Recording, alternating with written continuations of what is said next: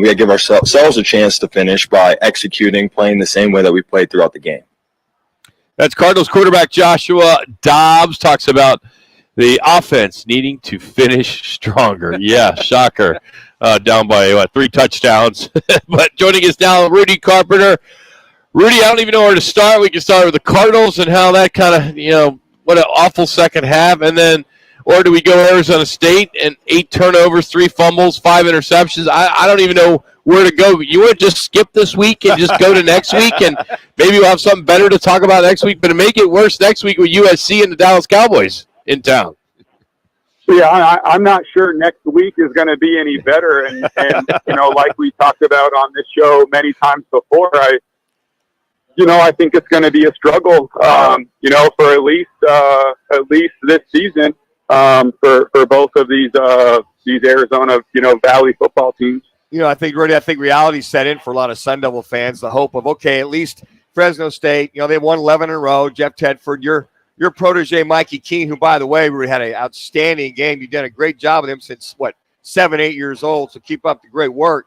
But, yeah, it was just that for Fresno State, and I thought, it wasn't really competitive. The turnovers, just the lack of talent just kind of, I guess, surprised me that at least the Devils could not put at least a few points on the board. Yeah, I feel really bad for, I talked to Kenny Dillingham a little bit over the weekend, and, I basically was just like, look, man, this situation sucks. You got to trust your process. You got to trust your plan. You have to understand you knew what to expect when you took this job, and just because you've lost a few games and maybe they've gone a little bit worse than expected, you can't just, change things up now and try to make changes that outside voices think that you should make.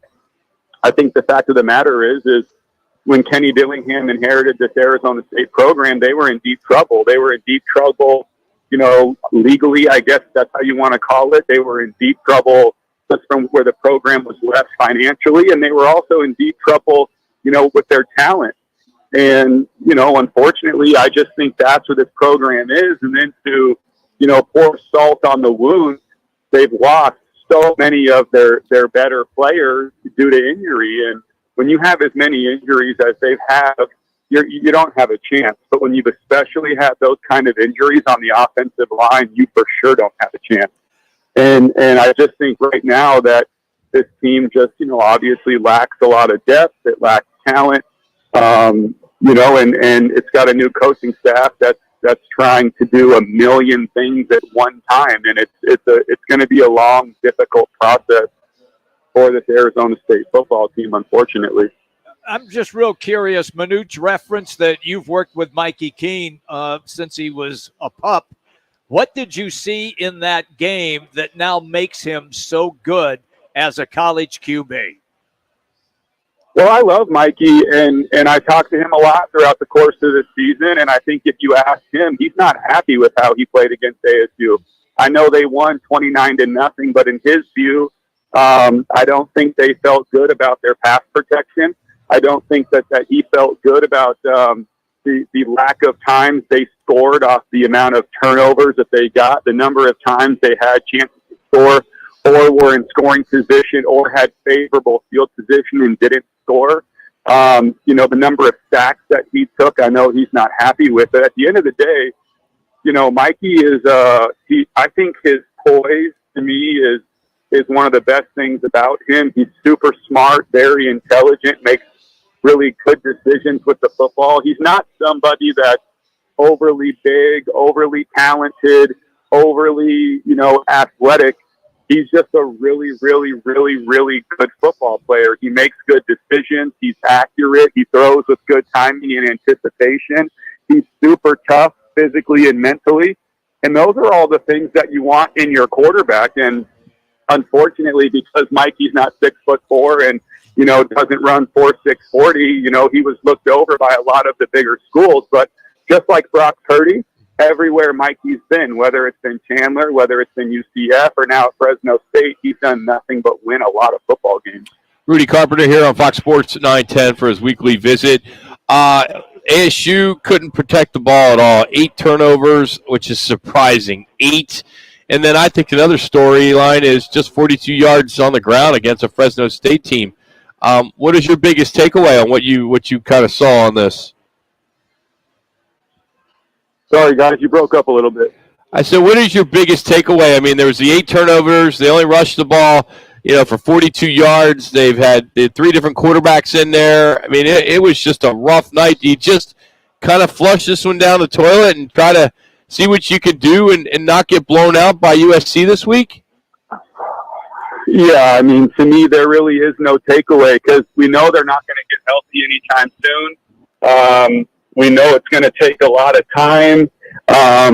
We know these injuries aren't going to change anytime soon. That this football team's not going to have somebody come and say that, put it that way. I think if you're the Arizona Cardinals, you're looking at Kyler Murray and you're saying, hey, if we can play better each and every week, even if we lose games, we got Kyler Murray coming back and he might be able to make the difference for us. But with the Arizona State football team, there's nobody coming to save this program. This is a program that's going to take some time. And in my viewpoint, you got to have to give Kenny Dillingham a lot of time, his coaching staff a lot of time. They're going to have to find a way to inflate this NIL collective situation and get these guys money. And they're going to have to, give this coaching staff a lot of time to get on the road and recruit. I mean, because right now that's what ASU's problem is. They just have a major lack of talent. And, unfortunately, it's going to take some time to get the kind of talent you need to compete against the USCs of the world or the Oregons of the world. And I understand they're changing conferences, but they're going to be playing up against some very good programs in that conference as well. And speaking of the Arizona Cardinals, do you feel Joshua Dobbs made I would call it the necessary improvement in that, at least in the first half or in the game overall, watching that game?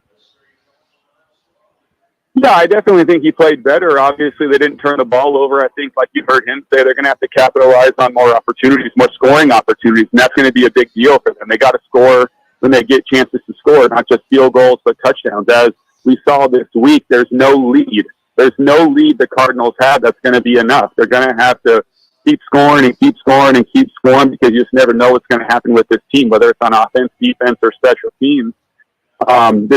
Like ASU, this is going to be a work in progress. But I think one of the things the fans should feel good about is that, the national narrative that has been out there is that the Arizona Cardinals are going to tank for Caleb Williams and lose games and try to get a higher draft pick. But look, I think very, very easily, if you give or take a couple plays in each of these last 2 football games for the Cardinals, they could very easily be 2-0.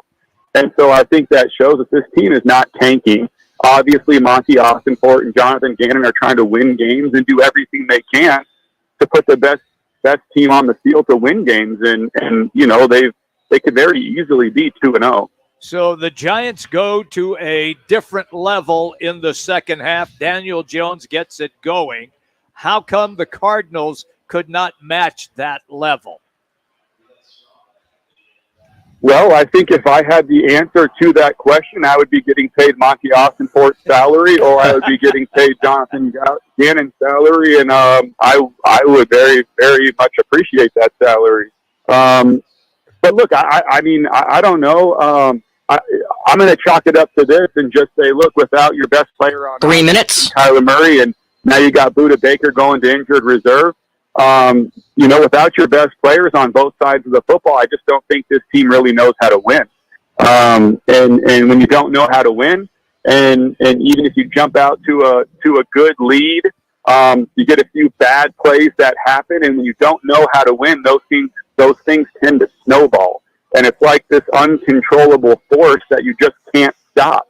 I've been a part of football teams like that, and it sucks. You can see it coming. You feel it coming. You can sense it, and you just can't do anything about it. And it's really, really frustrating. But, Rudy, with that being said, when does it get to the point where the players are looking at each other and they're like, they're not looking forward to going to work? I mean, is it 0-5, 0-6? There's a bunch of teams 0-2 right now. There's some teams that I don't think we expect to be 2-0, like the Washington Commanders. But, I mean, is there a number per se, a record that the team needs to be? You've seen in your experience that, okay, we're 0-5, 0-6, this season's over.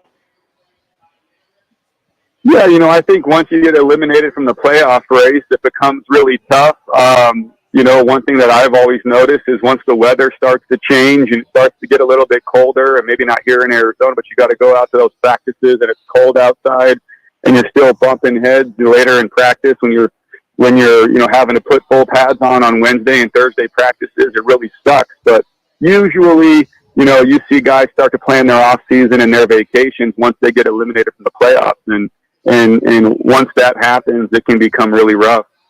Rudy, we always love having you on. It's going to be, I think next week we may just play the same interview we just had because it's going to be rough next week with USC coming into town as well as the Dallas Cowboys. 1 minute. It's going to be rough. Yeah, I think so. Have a great week, buddy. Thanks for the time.